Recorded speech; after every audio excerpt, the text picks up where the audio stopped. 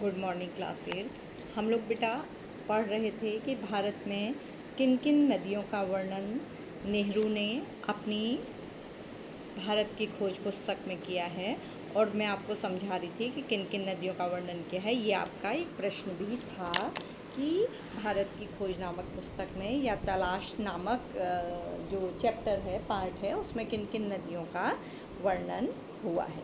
ठीक है, और क्या बताया है। ठीक, तो ये आपको याद करना होगा। ये पैराग्राफ उसके बारे में है, इसको अपने शब्दों में लिखिएगा। ये बेटा ब्रह्मपुत्र से लेकर और यहाँ तक प्राचीन काल से आधुनिक युग तक गंगा की गाथा भारत की सभ्यता और संस्कृति की कहानी है। बिल्कुल वही शब्द मत लिखिए, क्योंकि बुक में बहुत विस्तार में दिया रहता है। आप अपने क्वेश्चन को आंसर को छोटा कर लीजिए बेटा। ठीक है, अपने शब्दों में लिख लीजिए, लेकिन सब नदियों का नाम आना चाहिए, उनके बारे में एक एक लाइन आनी चाहिए। ठीक, अगला था कि नेहरू जी ने अपने देश के बारे में जानने को पुरानी मूर्तियों, अजंता एलोरा जैसी गुफाओं को, जिनको पत्थरों को काट कर बनाया गया है, उनके बारे में भी जाना और पढ़ा। ठीक है, अब अगला है, मैं अपने शहर इलाहाबाद या फिर हरिद्वार में महान स्नान पर्व कुंभ मेले में जाता हूँ और देखता हूँ कि वहाँ अब भी सैकड़ों और हजारों की तादाद में लोग आते हैं। कुंभ मेले का आपने अभी अभी भी पिछले साल सुना होगा, कितनी भीड़ होती है बेटा कुंभ मेले में, है ना। तो नेहरू जी वहाँ भी जाते थे अपने देश के कल्चर को देखने के लिए, वैसे ही जैसे हजारों वर्ष से उनके पुरखे गंगा स्नान करने के लिए भारत के सभी कोनों से आते रहे। जैसे पूर्वज हमारे जो एंसेस्टर्स थे वो आते हैं, वैसे ही आज भी लोग जाते हैं, कोई परिवर्तन नहीं आया है। मुझे 1300 साल पहले चीनी यात्रियों और कुछ लोगों द्वारा लिखे इन पर्वों के वर्णनों की याद आ जाती है।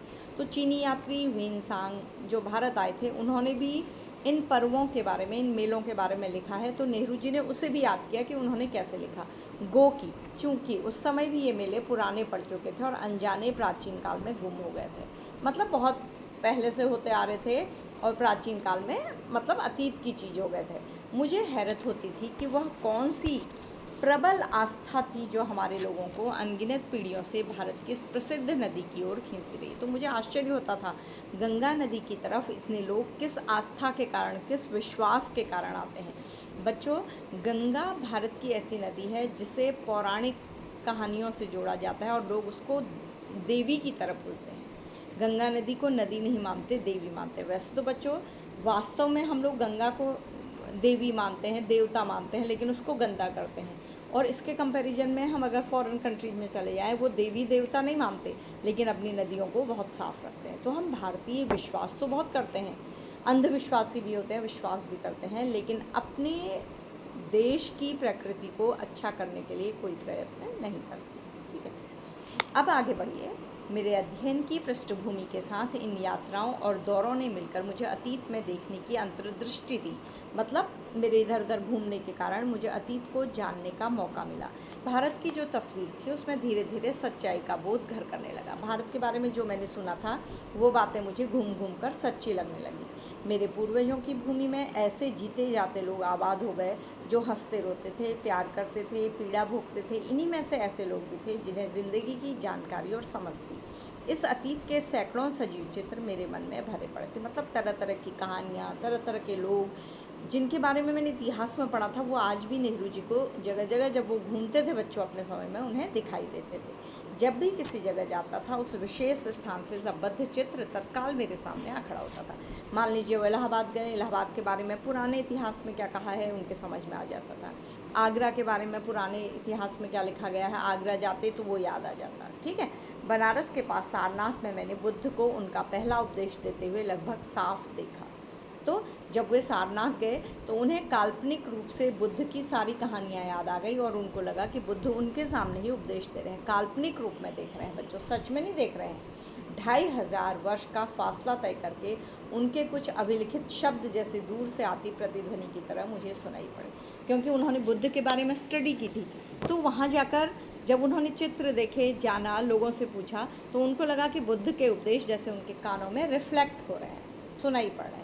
अशोक के पाषाण स्तंभ जैसे अपने शिलालेखों के माध्यम से मुझे एक ऐसे आदमी के बारे में बताते थे जो खुद एक सम्राट होकर भी किसी अन्य राजा और सम्राट से महान था।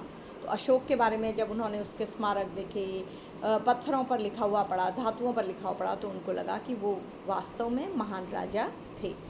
फतेहपुर सीकरी में अपने साम्राज्य को भुलाकर बैठा अकबर विभिन्न मतों को विद्वानों से संवाद और वाद विवाद कर रहा था। जब वो फतेहपुर सीकरी गया आगरा के पास, तो उन्हें लगा जैसे अकबर का दरबार लगा है और वो अपने विद्वानों से बहस कर रहा है, मीटिंग कर रहा है। ये क्यों लग रहा है उनको कि उन्हें याद आ रही है बच्चों, ठीक है। वह जिज्ञासु भाव से मनुष्य की शाश्वत समस्याओं का हल तलाश कर रहा था और अकबर मनुष्य की समस्याओं का हल तलाश कर रहा था। इस तरह भारत के इतिहास की लंबी झांकी अपने उतार चढ़ाव के और विजय पराजयों के साथ धीरे धीरे मेरे सामने खुलती जा रही थी, क्योंकि वो इतिहास पढ़ते थे, फिर उस जगह में जाते थे तो उन्हें वहाँ की याद आ जाती थी। जैसे बच्चों मान लीजिए हमने एक चेतक के बारे में कविता पढ़ी है, ठीक है। अगर हम राजस्थान जाएंगे, हम कभी चेतक घोड़े की मूर्ति देखेंगे तो हमें क्या याद आ जाएगी? वो कविता याद आ जाएगी। मुझे इतिहास के 5000 वर्षों से चली आ रही सांस्कृतिक परंपरा की निरंतरता में कुछ विलक्षणता प्रतीत होती है। तो जो भारत का इतिहास है वो मुझे विलक्षण लगता था, सबसे अलग लगता था बच्चों, ठीक है। भारत की शक्ति और सीमा, भारत की शक्ति क्या थी और उसकी सीमा क्या थी, ठीक है, उसके बंधन क्या थे। भारत की शक्ति के स्रोतों और उसके पतन और नाश के कारणों की लंबी और उलझी हुई है। मतलब भारत कितना शक्तिशाली था, किस कारण था, और फिर धीरे धीरे उसका पतन कैसे हुआ, उसमें अंधविश्वास कैसे आए, तो उन कारणों को नेहरू जी ढूंढ रहे हैं, पर उसके पतन के हाल के कारण पर्याप्त स्पष्ट है। भारत, अब आपका एक क्वेश्चन है बेटा, आपके अनुसार यूरोप की तुलना में भारत तकनीकी दौड़ में पिछड़ गया, क्या कारण था? उसका यहाँ पर आंसर आ रहा है, ध्यान दीजिएगा, आपको ये आंसर खुद करना होगा, मैं इसको मार्क करवा रही हूँ, बता रही हूँ, ठीक है। भारत तकनीकी दौड़ में पिछड़ गया, क्यों पिछड़ गया था? तो ये कारण आ रहे हैं। यूरोप जो तमाम बातों में एक ज़माने से पिछड़ा हुआ था, यूरोप पहले पिछड़ा हुआ कंट्री था बेटा, वो बहुत डेवलप नहीं था, तकनीकी प्रगति के मामले में आगे निकल गया, लेकिन धीरे धीरे अपनी टेक्नोलॉजी में वो आगे निकल गया। तो उसका क्या कारण था? इस तकनीकी विकास के पीछे विज्ञान की चेतना थी, क्योंकि वो विज्ञान को मानता था, विज्ञान में विकास करता था, तथा हौसलामंद जीवनी शक्ति और मानसिकता थी, तथा उसका जीवन, उसका मन आत्मविश्वास से भरा हुआ था और उसके जीवन में हौसला था। नई तकनीकों ने पश्चिमी यूरोप के देशों को सैनिक बल दिया। तो नई टेक्नोलॉजी आई तो पश्चिमी जो यूरोपीय देश थे उन्होंने अपने सैनिकों को नई टेक्निक से लैस किया, उनके लिए अपना विस्तार करके पूरब पर अधिकार करना आसान हो गया और उन्होंने अपनी शक्ति बढ़ाई और भारत जैसे देशों पर, कई और देशों पर भी उन्होंने क्या कर लिया? अपना अधिकार कर लिया। यह केवल भारत ही नहीं, लगभग सारे एशिया की कहानी है। सारा एशिया धीरे धीरे पिछड़ता रहा और गोरे जो थे, यूरोप के और लोग भी थे जो दूसरों को क्या बनाते रहे? गुलाम बनाते रहे। ऐसा क्यों हुआ? इस गुत्थी को सुलझाना ज़्यादा मुश्किल है, क्योंकि पुराने ज़माने में तो भारत में मानसिकता, सजगता और तकनीकी कौशल की कमी थी ही नहीं। भारत बहुत रिच कंट्री थी, टेक्निक भी अच्छी थी, उसकी भाषा भी बहुत अच्छी थी, सब अच्छा था, किंतु बाद की सदियों में उत्तरोत्तर गिरावट का आभास होने लगता है, लेकिन धीरे धीरे गिरावट आने लगी। क्या कारण थे गिरावट के? देखिए ये आ रहे हैं। जीवन की लालसा और उद्यम में कमी आती जाती है, जीवन के प्रति लालच, सब कुछ अपना ले लेने की भावना और परिश्रम की कमी पहला कारण। क्षीण होती रचनात्मक प्रवृत्ति की जगह अनुकरण की प्रवृत्ति लेती है। दूसरा कारण है कि हमारी जो इनोवेशन की प्रवृत्ति थी, रचना करने की, वो कम हो गई और हम नकल करने लगे, अंग्रेज़ों की नकल करने लगे, दूसरे लोगों की नकल करने लगे, ठीक है। ये दूसरा कारण। जहाँ कामयाबी के साथ विद्रोही विचार पद्धति ने प्रकृति और ब्रह्मांड के रहस्यों को भेदने का प्रयास किया, वहाँ शब्द आडंबर से लैस भाष्यकार उसकी जगह लेता दिखाई देने लगा। जहाँ यूरोप के लोग सरल शब्दों में अपनी चीज़ें समझा रहे थे, यहाँ के लोगों ने कठिन शब्दों में अपनी चीज़ों को समझाना शुरू किया, जो किसी के समझ में नहीं आया। भव्य कला और मूर्ति निर्माण का स्थान जटिल पच्चीकारी वाली सावधानी से की गई नक्काशी लेने लगी। सुंदर मूर्ति निर्माण की जगह कला बिल्कुल जटिल हो गई, कठिन हो गई, तो वो भी लोगों के लिए समझने के योग्य नहीं रही। अत्यंत अलंकृत और जटिल साहित्य शैली लेने लगी। तो बहुत अच्छी भाषा थी, सरल भाषा थी, अब साहित्य भी क्या हो गया? कठिन हो गया, पहेली की तरह हो गया। तो ये कारण रहे कि हम यूरोप से पिछड़ते रहे। साहसिक कार्यों की लालसा और छलकती हुई जिंदगी, जिसके कारण सुदूर देशों में भारतीय संस्कृति का प्रसार संभव हो सका था। क्षीण हो चली।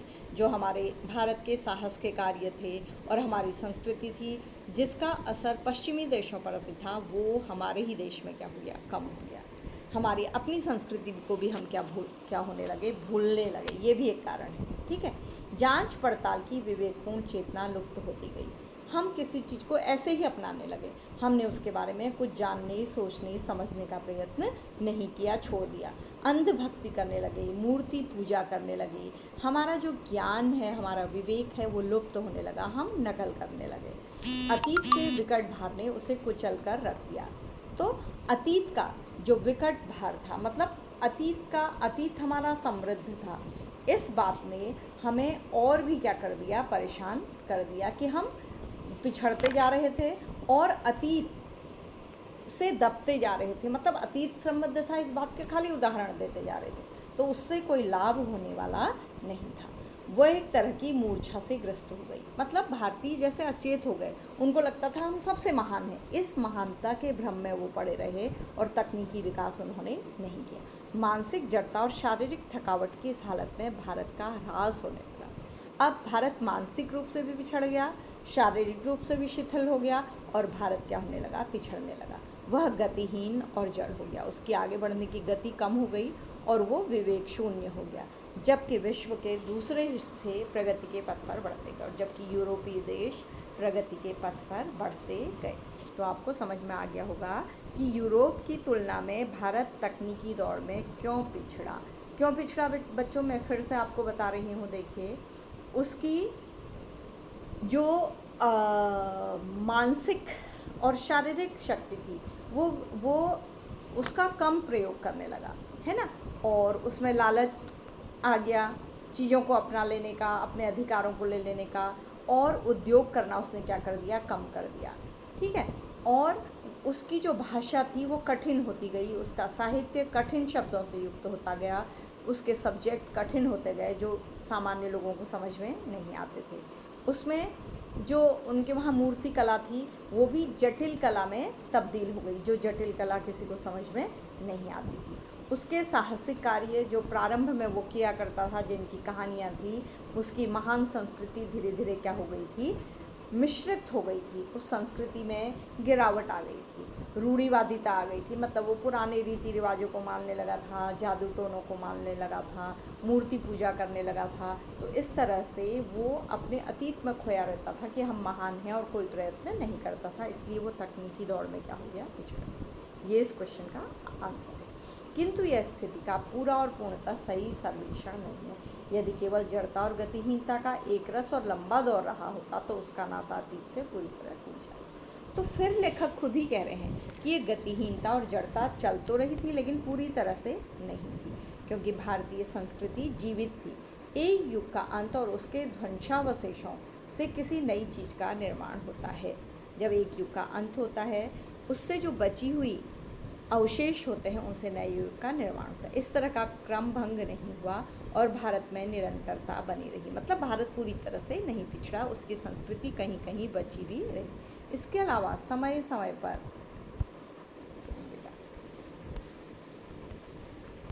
फ़ॉन्ट बड़े हो गए हैं,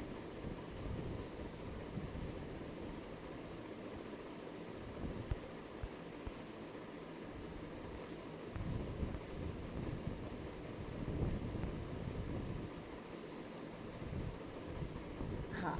अब अगला है बेटा, भारत, मतलब उन्होंने ये कहा है कि भारत की संस्कृति इतनी महत्वपूर्ण है कि वो इतने जो लोगों ने उसे गुलाम बनाया, उसके पश्चात भी वो मिटी नहीं।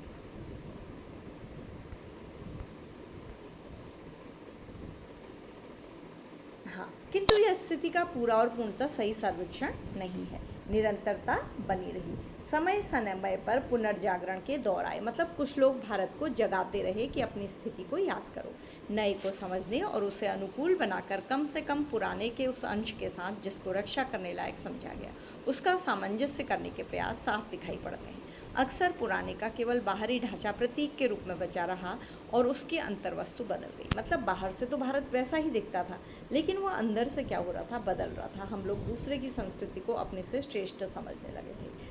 ऐसी लालसा जो लोगों को उस लक्ष्य की ओर खींचती है जो पूरी तरह सिद्ध नहीं किया जा सका हो। साथ ही प्राचीन और नवीन के बीच सामंजस्य स्थापित करने की इच्छा बराबर बनी रहती। इसी लालसा ने उन्हें गति दी और उन्हें पुराने को बनाए रखने के साथ साथ नए विचारों को आत्मसात करने की सामर्थ्य थी।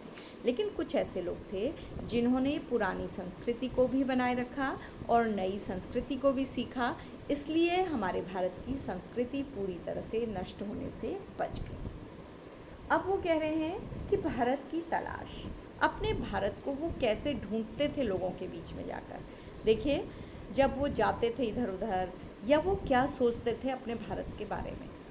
पुस्तकों, प्राचीन स्मारकों और विगत सांस्कृतिक उपलब्धियों ने मुझे एक हद तक भारत की समझ तो पैदा की, लेकिन मुझे उससे संतोष नहीं हुआ।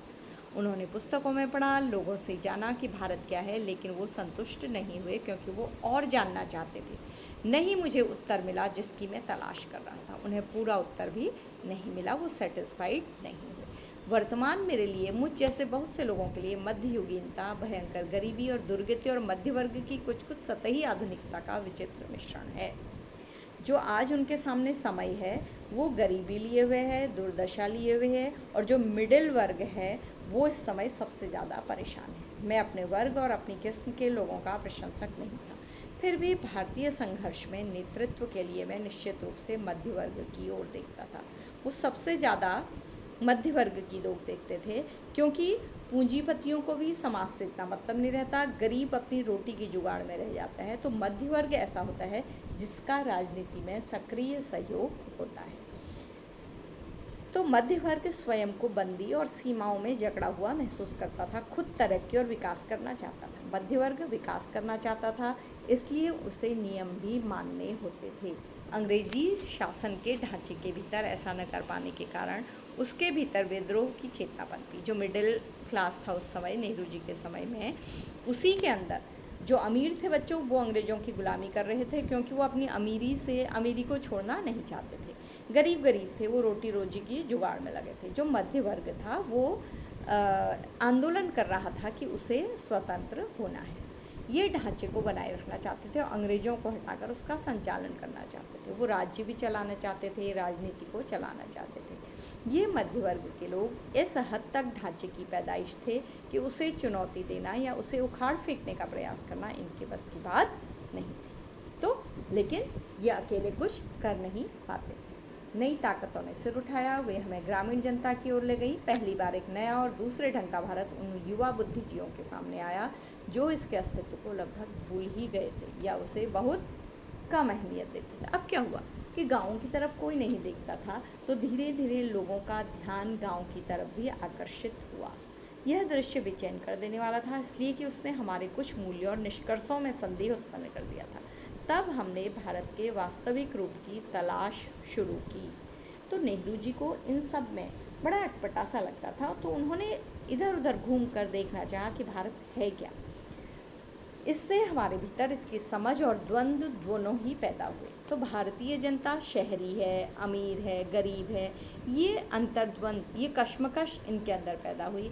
कुछ लोग इस ग्रामीण समुदाय से पहले से परिचित थे, इसलिए उन्हें कोई नया उत्तेजक अनुभव नहीं हुआ। कुछ लोग जानते थे कि गांव में लोग रहते थे, उनके बारे में जानते थे, पर मेरे लिए सही अर्थों में नई तलाश के लिए यात्रा थी। लेकिन जब नेहरू जी गाँव की तरफ गए तो उन्होंने गाँव नहीं देखे थे, उनके लिए नई तलाश थी। गोया कि मुझे बराबर अपने लोगों की असफलताओं और कमज़ोरियों का दर्द भरा एहसास रहता था, पर भारत की ग्रामीण जनता में कुछ ऐसा था जिसे परिभाषित करना कठिन है, पर उसने मुझे बराबर आकर्षित किया। उसमें कुछ ऐसी बात थी जो मध्य वर्ग में अनुपस्थित थी। जो शहर के मिडिल वर्ग में जो बात नहीं थी, वो ग्रामीण जनता में थी। क्या थी बच्चों? वे हर समय आंदोलन के तैयार रहते थे, वो वीर थे शहरी लोगों से ज़्यादा। देखिए आगे होगा, मैं आम जनता की अवधारणा को काल्पनिक नहीं बनाना चाहता। मेरे लिए भारत के लोगों का सारी विविधता के साथ वास्तविक अस्तित्व है। उसकी विशाल जनसंख्या के बावजूद मैं उसके बारे में अनिश्चित समुदायों के नहीं, व्यक्तियों के रूप में सोचने लगता हूँ। चूँकि मैंने उनसे बहुत अपेक्षाएं नहीं रखी, शायद इसलिए मुझे निराशा भी नहीं हुई। तो ग्रामीण जनता से नेहरू जी कहते हैं मुझे बहुत उम्मीद नहीं थी, इसलिए मैं निराश भी नहीं हुई। मैंने जितनी उम्मीद की थी उससे कहीं अधिक पाया। तो गांव के बारे में वो सोचते थे वो कुछ नहीं करते, तो लेकिन वो कहते हैं वहाँ जाकर मुझे अच्छा लगा। क्या अच्छा लगा? उनके उनमें जो एक प्रकार की दृढ़ता और अंतःशक्ति है, उसका कारण भारत की प्राचीन सांस्कृतिक परंपरा है। गांव के लोग जो इतने मजबूत दिखाई देते थे वो भारत की संस्कृति के कारण थे, और भारत की संस्कृति को उन्होंने अब भी अपने अंदर बसाया हुआ था। पिछले 200 वर्षों में उन्होंने जो अत्याचार झेला है, बहुत कुछ तो उसी के कारण समाप्त हो गया है, लेकिन उनके लिए भी बड़ा मुश्किल था, क्योंकि ग्रामीण जनता पर और भी अधिक अत्याचार हुआ। अंग्रेज़ों ने उन पर कभी ध्यान नहीं दिया। फिर भी कुछ तो ऐसा बच रहा है जो सार्थक है, और उसके साथ बहुत कुछ ऐसा है जो निरर्थक और अनिष्टकर है। तो इस समय जो भारत में चल रहा है, नेहरू जी के समय में, मैं आज की बात नहीं कर रही बच्चों, नेहरू जी के समय में जो चल रहा था, तो वो कहते हैं कि कुछ काम का भी था और कुछ निरर्थक था। जैसे हम कहें कि आज की संस्कृति में बहुत सी बातें ऐसी हैं बच्चों जो काम की हैं, जिन्हें अपनाना चाहिए, और बहुत सी बातें क्या है, निरर्थक है। ठीक है, इससे अगला भाग अगले वीडियो में।